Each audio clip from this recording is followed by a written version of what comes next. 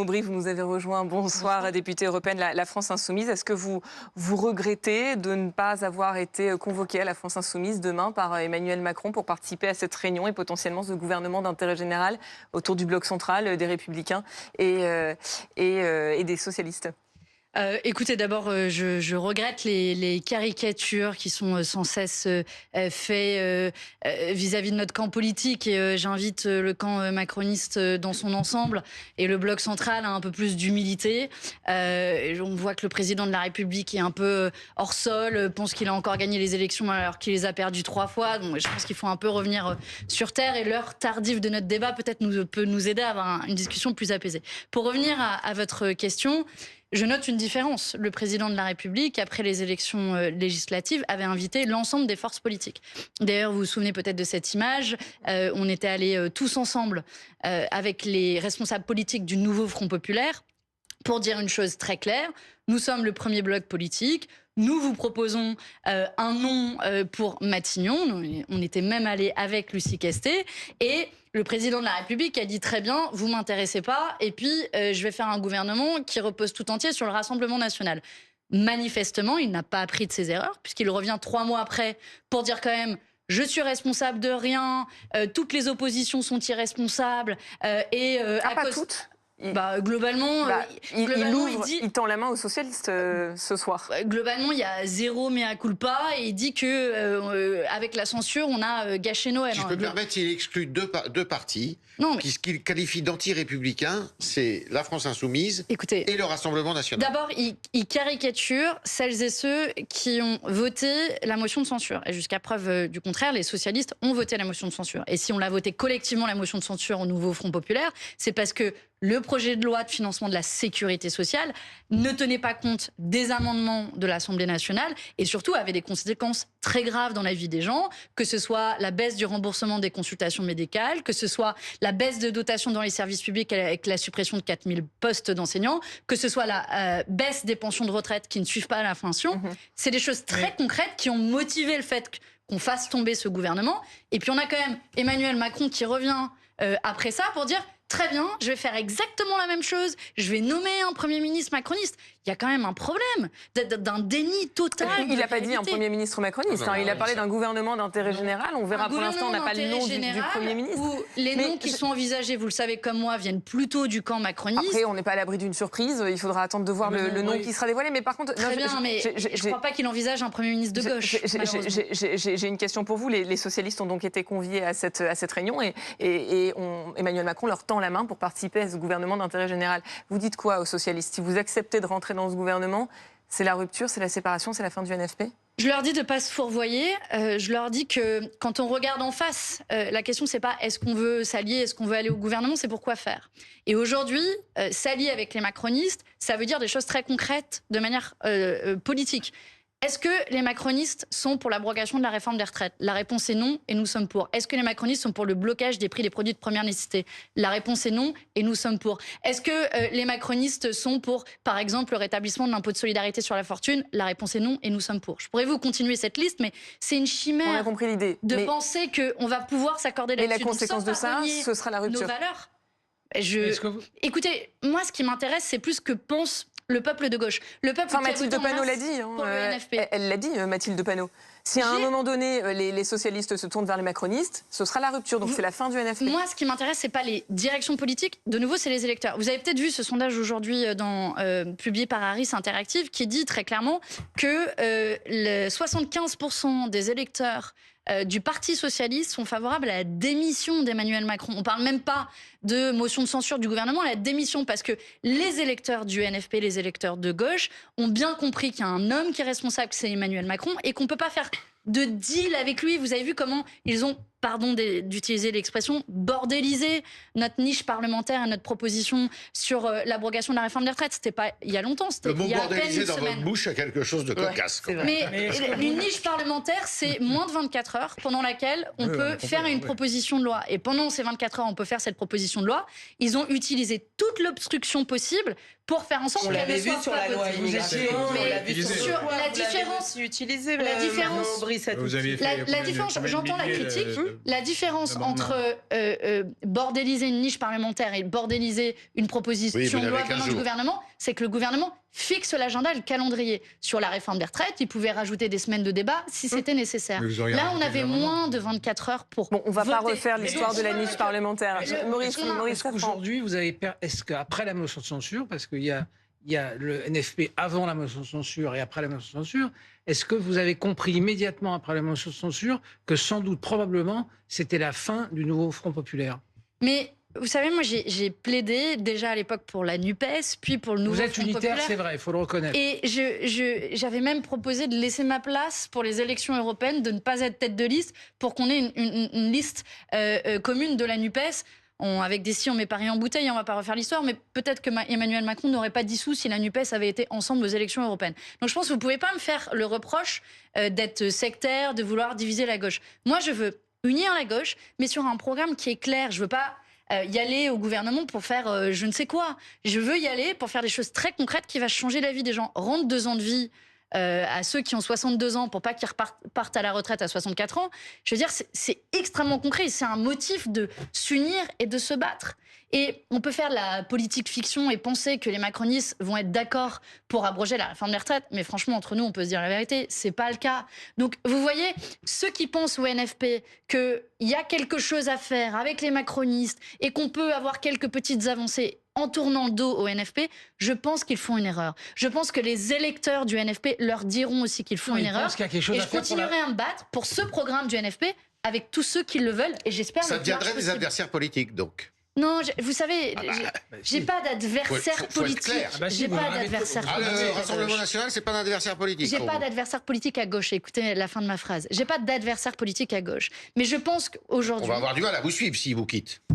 Je pense qu'ils font une erreur de tourner le dos au programme du nouveau Front populaire. C'est ce sur quoi on a fait campagne. Je veux dire, c'était il n'y a pas longtemps. Vous vous souvenez, au mois de juin, on a fait une campagne complètement folle, mais avec un enthousiasme débordant. Je me souviens, dans nos réunions publiques, il n'y avait jamais eu autant de monde, dans les manifestations, la mobilisation de la jeunesse. Là, l'enthousiasme, il est parti du côté socialiste. On a cru. Oui, mais il y a alors les conséquences qui se sont dit, OK...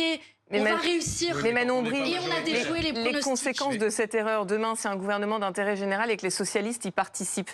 Est-ce que vous le censurerez? D'abord, c'est quoi un gouvernement d'intérêt général? Le gouvernement de Michel Barnier n'était pas d'intérêt général. Les gouvernements précédents... Ça, on verra à quoi ça ressemble. Mais en tout cas, s'il y a un gouvernement où les socialistes participent à ce gouvernement avec les LR et avec le bloc central, est-ce que vous dites on censurera? Je retourne la question. Ce gouvernement, est-ce qu'il va abroger la réforme des retraites? Est-ce qu'il va remettre en place l'ISF? Donc vous censurez. Est-ce qu'il va augmenter le SMIC? Donc vous censurez. Et donc s'ils ne le font pas, ils le censurent. C'est ce pourquoi nous avons été élus. Donc eux, ils font le choix de prendre leur faute et d'assumer leur faute, dont acte. Je ne décide pas pour le Parti socialiste, mais je pense qu'il y a des électeurs socialistes dans ce pays qui vont regretter le fait d'aller se fourvoyer dans un tel Comment faire fonctionner le Parlement? Mettre en œuvre tout son programme. C'est une bonne question. Comment faire fonctionner le Parlement? C'est une bonne question. Vous avez raison de la poser. Je pense que le point de départ, ce n'est pas d'avoir un Premier ministre issu du bloc central, c'est d'avoir un Premier ministre issu du nouveau Front populaire. Vous allez me dire, oui, mais dans ce cas-là, comment vous faites adopter vos lois? Vous n'avez pas la majorité. Vous serez censuré. Ce débat, on l'a déjà eu,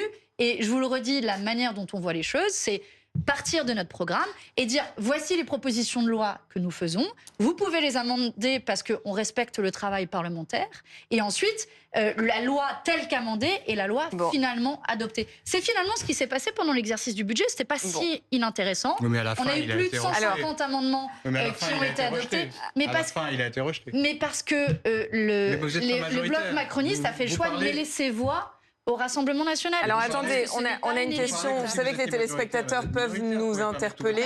Vous savez que les téléspectateurs, excusez-moi, peuvent nous interpeller ce soir et peuvent nous poser des questions. Et on a Pascal, je vais la poser à Maurice Safran, cette question. Question de Pascal qui dit pourquoi ne pas imposer au futur Premier ministre de nommer un membre de chaque parti politique, y compris de la France Insoumise et du Rassemblement National qui aujourd'hui se retrouve ostracisé par Emmanuel Macron. Lui imposer. Il n'y a aucune règle constitutionnelle qui fait qu'on peut imposer. De toute façon, dans ce qu'a dit Emmanuel Macron ce soir, il y avait un point clair, c'est qu'il excluait de toute entente gouvernementale la France Insoumise et le Rassemblement National.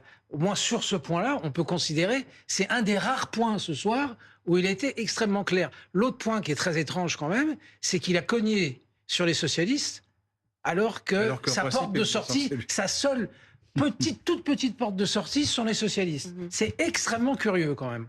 Mais à la fois, que ce soit Olivier Faure, Patrick Caner, Boris Vallaud ont tous accepté demain l'invitation d'Emmanuel Macron à se rendre à l'Élysée. Ils ont fait des ouvertures. Parce qu'ils ont fait des ouvertures. Du président de la mais il y a quand même une chose. Il y a quand même Olivier qui racontait tout à l'heure sur votre plateau, enfin sur le plateau de Benjamin Duhamel, qu'elle avait envoyé une lettre à laquelle elle n'avait pas eu de réponse et que l'Élysée. Elle est écologiste aussi. On voit qu'Emmanuel Macron qui avait proposé de se mettre tout le monde autour de la table. Pardon pour la métaphore, mais parce que c'est peut-être l'heure à laquelle des gens vont aller en boîte de nuit. Je ne sais pas s'ils nous regardent. Mais ils se comportent restez encore un petit peu avec nous. En videur de boîte de nuit en disant toi oui, toi non, toi oui, toi non. Mais il n'est pas le videur de la boîte de nuit, c'est les. Non mais pour aller dans le sens de ce que dit, pour aller dans le sens de ce que dit Manon Aubry, c'est vrai que ce gouvernement, Emmanuel Macron dit voilà, on va former un nouveau gouvernement, on va changer de cap, mais en gros on va juste élargir la coalition au Parti socialiste. Encore faut-il que les socialistes acceptent. Mais le fait est que le RN et LFI sont encore une fois isolés et surtout sur la position d'LFI, on passe quand même d'un parti qui a participé au Front républicain, qui a été appelé par Emmanuel Macron à participer à ce fameux Front républicain, et aujourd'hui, il est qualifié de Front anti-républicain, le RN et les Insoumis. Qu'il a changé de cap.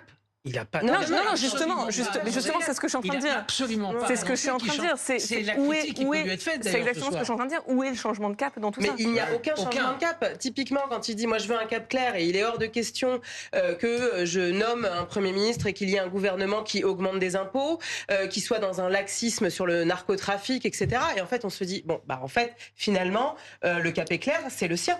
C'est celui qu'il porte depuis déjà 7 ans. Donc là-dedans, on voit bien qu'il y a quand même une difficulté pour le président de la République, une forme d'impensé à considérer qu'il a été défait plusieurs fois dans les urnes et que véritablement, il faut changer de cap. Après, dans l'autre sens, on voit bien que cette tripartition, et Manon Aubry, j'aimerais bien vous entendre là-dessus, bon, si vous n'avez pas de Premier ministre nommé issu des rangs du nouveau Front populaire, à un moment, les Français, les citoyens sont épuisés, fatigués par des années de difficultés les unes après les autres.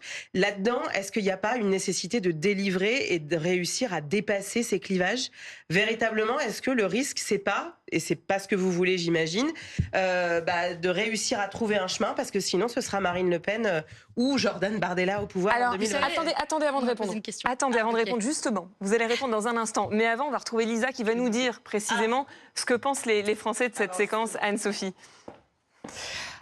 Selon notre sondage Elab pour BFM TV, 54% des personnes interrogées sont satisfaites du vote de la motion de censure et de la démission du gouvernement.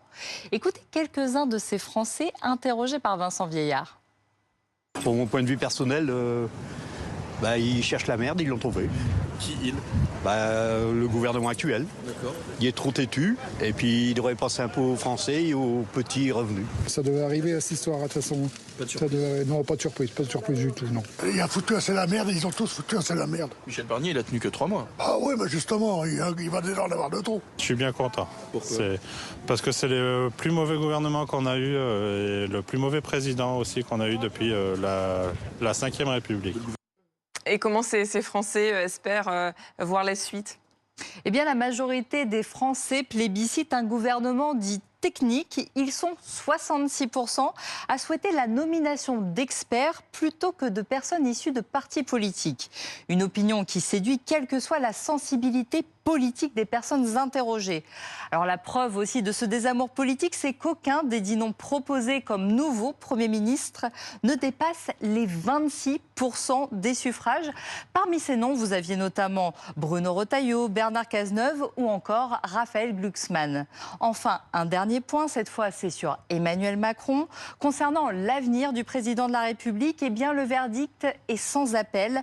61% des personnes interrogées sont favorables à sa démission. Merci beaucoup Anne-Sophie. Ce chiffre, Manon Aubry, j'aimerais juste vous faire réagir là-dessus et sur ce que disait Nora, parce que ça rejoint vos propos. 66% des Français plébiscitent un gouvernement technique, donc sans appareil politique. C'est ce qu'ils disent. Et il y a un autre chiffre de ce sondage. 72% des Français estiment que le spectacle politique actuel est écœurant. Ce sont les termes, et navrant. Là où je vous rejoins, Nora Amati, je partage votre inquiétude, c'est qu'il y a un risque d'épuisement démocratique. Emmanuel Macron fait le choix de convoquer des élections et ensuite de ne pas tenir compte du résultat de ces élections.